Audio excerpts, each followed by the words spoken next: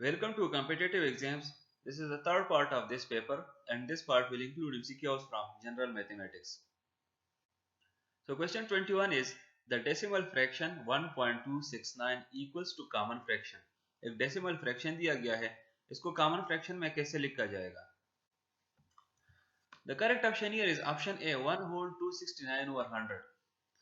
अब ये 1 whole 269 over 100 कैसे आया है? हमें जो decimal fraction दिया गया है 1.269, इसको लिख के अब पॉइंट को देखे कि पॉइंट किधर है, यहाँ पे पॉइंट है, पॉइंट के नीचे 1 आ जाएगा, पॉइंट के बाद डिजिट्स देखे कि कितना डिजिट्स है, 3 डिजिट्स है, तो इसका मतलब ये है कि 1 के बाद 3 डिजिट्स आएंगे, ये हो जाएगा 1000।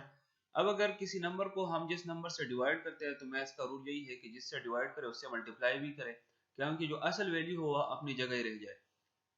तो अगर 1000 पे हमने डिवाइड किया तो इससे मल्टीप्लाई भी करेंगे, तो ये हमारे पास हो जाएगा 1.269 मल्टीप्लाइड बाई 1000 डिवाइड बाई 1000।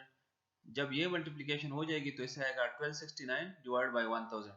अब 1269 को डिवाइड करें 1000 से, जब हम ये डिवीजन करें तो हमारे पास आंसर आ जाएगा 1 whole 269 ओवर 100।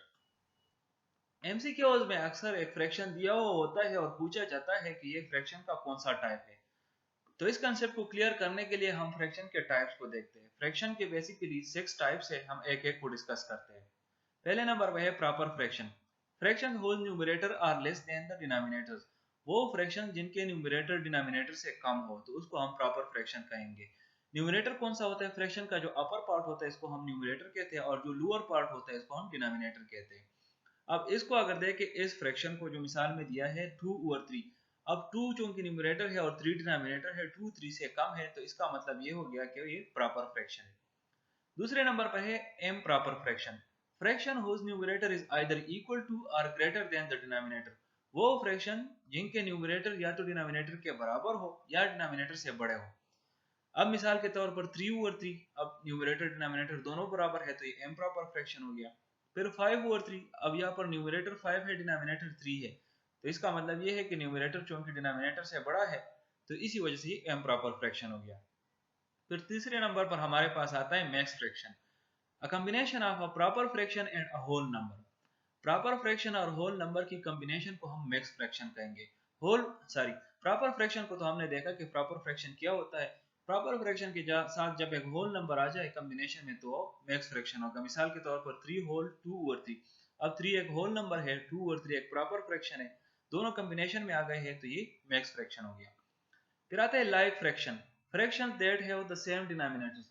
वो फ्रैक्शन जिनके डिनोमिनेटर सेम हो, दो या दो से ज्यादा वो फ्रैक्शन जिनके डिनोमिनेटर सेम हो तो उनको हम लाइक फ्रैक्शंस कहेंगे। मिसाल के तौर पर 2 ओवर 3 एंड 5 ओवर 3, अब दोनों के डिनोमिनेटर 3 है तो इसका मतलब ये है कि दोनों के डिनोमिनेटर सेम है, तो ये लाइक फ्रैक्शंस हो गए। Unlike fraction, fractions that have different denominators. वो फ्रैक्शन जिनके डिनोमिनेटर्स डिफरेंट हो। अब दो या दो से ज्यादा फ्रैक्शन हो, उनकी अगर हम कंपैरिजन करते हैं कि ये लाइक है या अनलाइक फ्रैक्शन है, तो इसके हम डिनोमिनेटर देखेंगे। अब यहाँ पर डिनोमिनेटर इन दोनों फ्रैक्शंस का देखें, एक का 2 है दूसरे का 3 है, तो दोनों का डिनोमिनेटर डिफरेंट है तो ये अनलाइक फ्रैक्शंस हो गए। फिर आखिर में आता है equivalent fractions. Fractions that upon simplification gives the same value.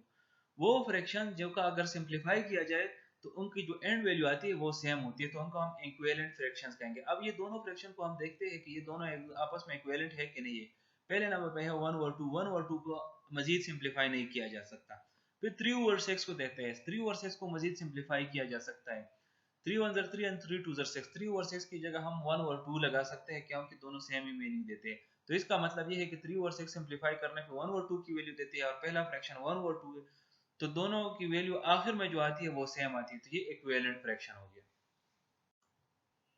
The next question is 1 over 4 of a number subtracted from 1 over 3 of a number given 12, the number is। कहते हैं कि एक नंबर का 1 ओवर 3 अगर लिया जाए और उससे 1 ओवर 4 सब्ट्रैक्ट किया जाए तो हमारे पास आंसर आएगा 12। तो चलिए इसको देखते हैं, सॉल्व करते हैं कि किस तरह 12 आ सकता है और वो नंबर कौन सा है। Let us consider that the number be x। हम सपोज करते हैं कि जो नंबर है वो x है।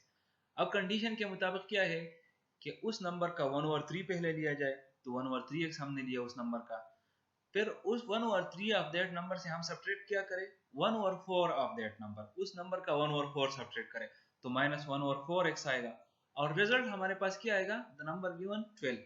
तो ये जब हम ये सिंप्लीफिकेशन करें तो हमारे पास आ जाएगा 12। तो ये अकॉर्डिंग टू द क्वेश्चन ये कंडीशन बनती है। तो चलिए इसको सॉल्व करते हैं। तो ये हो जाएगा 4x - 3x over 12 is equal to 12। फिर क्रॉस मल्टीप्लिकेशन करें तो 4x - 3x is equal to 144 और फर्दर सॉल्व करें तो x is equal to 144।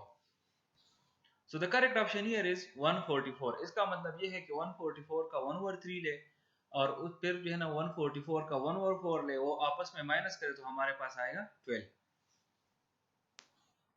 The next question is 0.777777 divided by 0.111। चलिए इसको सॉल्व करते हैं। इसको किस तरह सॉल्व करते हैं? इसको हम डायरेक्टली भी सॉल्व कर सकते हैं पॉइंट फॉर्म में भी, लेकिन पॉइंट फॉर्म में थोड़ा सा मुश्किल हो जाएगा, तो हम एक में पॉइंट खत्म करते हैं। तो एक में अगर पॉइंट खत्म करते हैं, इसमें छोटा कौन सा है? इसमें छोटा जो है ना वो ये है 0.111।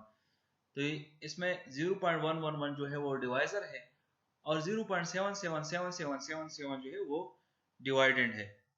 अब इसमें हम क्या करते हैं कि change the divisor 0.111 to the whole number. इसको हम होल नंबर में कन्वर्ट करते हैं। और किस तरह कन्वर्ट करते हैं कि पॉइंट को यहाँ पर लेके आते हैं by moving the decimal point 3 places to the right. जब ये राइट पे आ जाएगा तो 0.111 के बजाय ये 111 हो जाएगा। ठीक है, अगर हमने यहाँ इसके साथ ये काम किया कि पॉइंट को हम 3 डिजिट्स यहाँ पे लेके आए, तो 3 डिजिट्स पॉइंट को यहाँ पर भी यहाँ पर लेके आओ। Then move the decimal point in the dividend the same 3 places the right। यहाँ पर भी 3 places to the right, तो ये हो जाएगा 777.777 हो जाएगा। तो इसको फिर हम कॉमन जिस तरह डिवीजन करते हैं उस तरह हमने लिखा है कि 777.7777 डिवाइड बाय 111। इसको उसी तरह की डिवीजन करें तो हमारे पास करेक्ट ऑप्शन क्या आएगा? करेक्ट ऑप्शन हमारे पास आएगा option A 7.007। The next question is what is the number just more than 5000 which is exactly divisible by 73। Question का मतलब ये है कि 5000 से बड़ा पहला नंबर वो कौन सा आएगा जो कि 73 पे डिवाइड होगा, एग्जैक्टली डिवाइड करेगा। तो चलिए देखते हैं इसको कैसे सॉल्व। पहले हम रिमाइंडर फाइंड करते हैं इस तरह के क्वेश्चन के लिए। रिमाइंडर क्या गया? 5000 को 73 पे डिवाइड करें तो रिमाइंडर हमारे पास आता है 36। अब रिक्वायर्ड नंबर को अगर हम फाइंड करना चाहते हैं तो इस तरह करेंगे कि डिवाइडेंड के साथ जमा करेंगे डिवाइजर माइनस रिमाइंडर। अब डिवाइजर हमारे पास क्या है? 73। रिमाइंडर अभी हमने फाइंड किया कि रिमाइंडर हमारे पास आता है 36। तो 73 माइनस 36 आएगा और ये जब इससे जो सा रिजल्ट आएगा वो हम प्लस करेंगे डिवाइडेंड के साथ। डिवाइडेंड हमारे पास है 5000, तो हमारे पास आएगा 5037। मतलब ये है कि ये फार्मूला आपने याद रखना होगा जब इस तरह का नंबर फाइंड करना हो कि dividend plus divisor minus remainder. So the correct option here is option C, 5037. The next question is the price of 2 whole 1/2 dozens eggs is Rs 75। The price of 1 egg is, अच्छा 2 whole 1/2 dozen का मतलब ये है कि 2.5 दर्जन अंडे है, उसका कीमत जो है वो 75 रुपए है। तो एक अंडे की कीमत कितनी होगी? तो चलिए इसको पहले तो हमें पता है कि 1 डजन जो है ना उसमें 12 अंडे होते हैं, एक डजन 12 का बराबर होता है। तो 2 होल 1/5 डजन कितने के होंगे? 2 होल 1/2 डजन कितने के होंगे? 1/2 का मतलब ये होता है आधा, आधा मतलब 0.5। तो ये आएगा हमारे पास 2.5 डजन। अब 2.5 डजन में अगर हम फाइंड करते हैं कि कितने अंडे होंगे, तो 2.5 को मल्टीप्लाई बाय 12 करें क्योंकि एक डजन में 12 होते हैं, तो इज इक्वल टू 30। अब इसका मतलब ये हो गया कि 30 अंडे जो है वो 75 पे है, उनकी कीमत 75 है। तो हमारे पास एक अंडे की कीमत कितनी होगी? तो 75 को 30 पे डिवाइड करें तो हमारे पास आएगा 2.5। सो the correct option here is 2.5। इसका मतलब ये है कि एक अंडे की कीमत 2.5 rupees. The next question is 5005 plus 5000 divide by 10.00। अब चलिए इसको सॉल्व करते हैं। इसको किस तरह सॉल्व? सोल्यूशन इसका आएगा, एक फार्मूला है हमारे पास इस तरह की क्वेश्चंस के लिए BDMAS।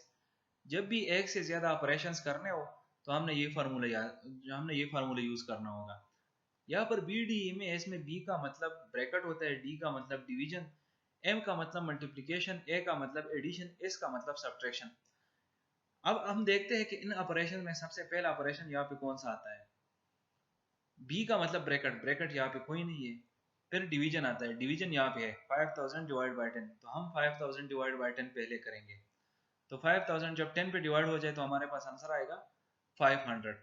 फिर इसके आता है, इसके बाद आता है मल्टीप्लिकेशन। मल्टीप्लिकेशन यहाँ पे कोई नहीं है। फिर एडिशन आता है। हाँ, फिर एडिशन बचता है। तो एडिशन के लिए हमने पहले डिवीजन का अमल करना था। तो डिवीजन करने से हमारे पास 500 आ गया। 500 को 5005 के साथ ऐड करें तो हमारे पास जो रिजल्ट आएगा 5505 आएगा। इसके अलावा सब्ट्रैक्शन वगैरह इसमें है ही नहीं। तो ये इस क्वेश्चन को अगर सॉल्व करना तो ये इस तरह सॉल्व किया जाता है। हमारे पास जो करेक्ट ऑप्शन यहाँ पर ऑप्शन डी है, नन ऑफ दीज, क्योंकि करेक्ट ऑप्शन हमारे पास है 5505। The next question is, if 16 machines do a piece of work in 4 days, then 8 machines do the same work in how many days? अच्छा, अब 16 machine है, वो एक काम को 4 दिन में करते।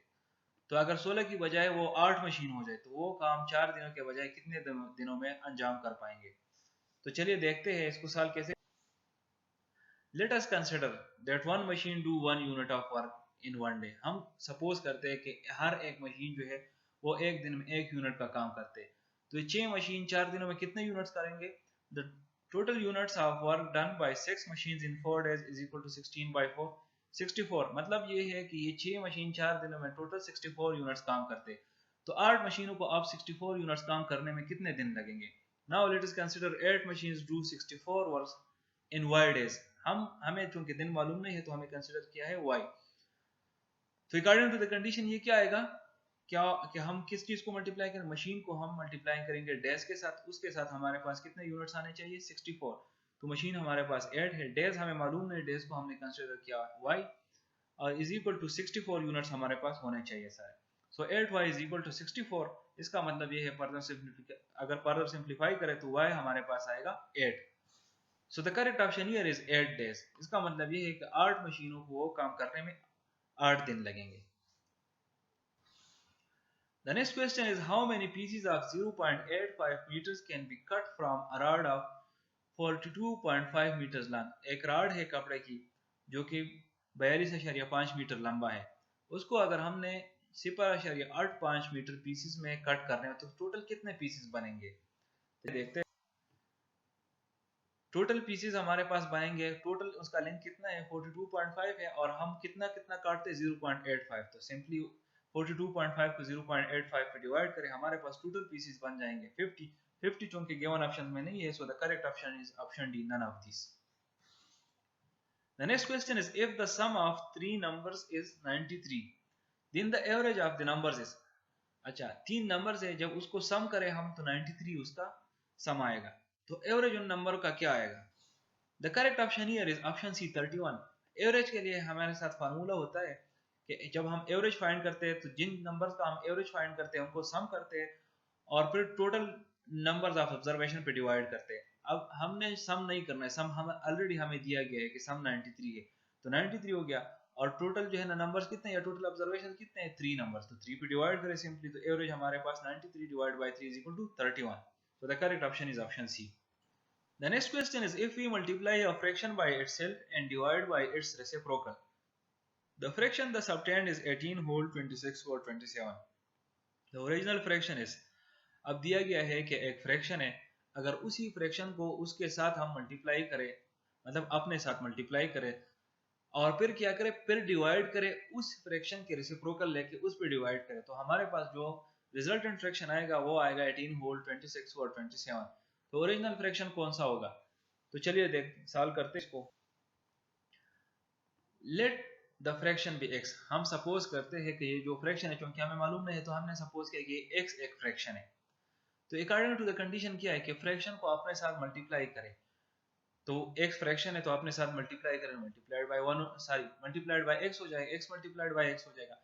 फिर कहते हैं कि डिवाइड बाय इट्स रेसिप्रोकल, और फिर इस फ्रैक्शन को इसके रेसिप्रोकल मतलब उसके उलट से डिवाइड करें। तो x का उलट क्या है? 1 ओवर x है, तो x multiplied by x divide हो जाएगा 1 ओवर x के साथ। रिजल्ट हमारे पास क्या आना चाहिए? 18 होल 26 और 7। सो 18 होल 26 और 7। This is according to the statement. Statement के लिहाज से ये वाला इक्वेशन हमारे साथ आएगा। तो चलिए x को फाइंड करते हैं। x को कैसे फाइंड करें? अब ये 1 ओवर 6 है, डिवीजन फॉर्म में, डिवीजन में जब हम कन्वर्ट करते हैं मल्टीप्लिकेशन में तो ये उल्टा हो जाएगा, तो x ओवर 1 हो जाएगा। तो इसका मतलब ये x मल्टीप्लाइड बाय x और ये x भी मल्टीप्लिकेशन में आ जाएगा मल्टीप्लाइड बाय x। जब तीनों x आपस में मल्टीप्लाई हो जाएंगे तो हमारे पास आएगा x क्यूब। अब ये होल फ्रैक्शन है, इस होल फ्रैक्शन को हम कन्वर्ट करते हैं कॉमन फ्रैक्शन में। जब हम कॉमन फ्रैक्शन में इसको कन्वर्ट करेंगे तो हमारे पास आएगा 5 12 डिवाइड बाई 27 मतलब इम्प्रॉपर फ्रैक्शन में। अब यहाँ क्योंकि हमें x फाइंड करना है और यहाँ पर x क्यूब है, तो x क्यूब को खत्म करने के लिए हम थर्ड रूट x का भी लेते हैं और थर्ड रूट s का भी लेते हैं। जब x क्यूब का थर्ड रूट लिया जाता है तो रिजल्ट इसका आएगा x, और 5, 12 और 27 का थर्ड रूट लेते हैं, तो जब इसका थर्ड रूट लिया जाता है तो 5, 12 का थर्ड रूट हमारे पास है 8, 27 का थर्ड रूट हमारे पास है 3। तो 8 डिवाइड बाई 3 करें तो हमारे साथ जो रिजल्ट आएगा वो आएगा 2 होल 2 और 3। थर्ड रूट का मतलब ये है कि ये जो 27 है, 27 3 मल्टीप्लाई मतलब 3 को अगर 3 टाइम्स मल्टीप्लाई करें तो इससे आएगा 27। 8 को अगर 8 को अगर 3 टाइम्स मल्टीप्लाई करें तो ये आएगा 5, 12। तो इसका अगर हम थर्ड रूट लें 5, 12 का और 27 का, तो हमारे पास आता है 8 over 3। So the correct option here is option B, 2 whole 2 over 3. Here it is the end of this video. I will see you in the next video. Till that time,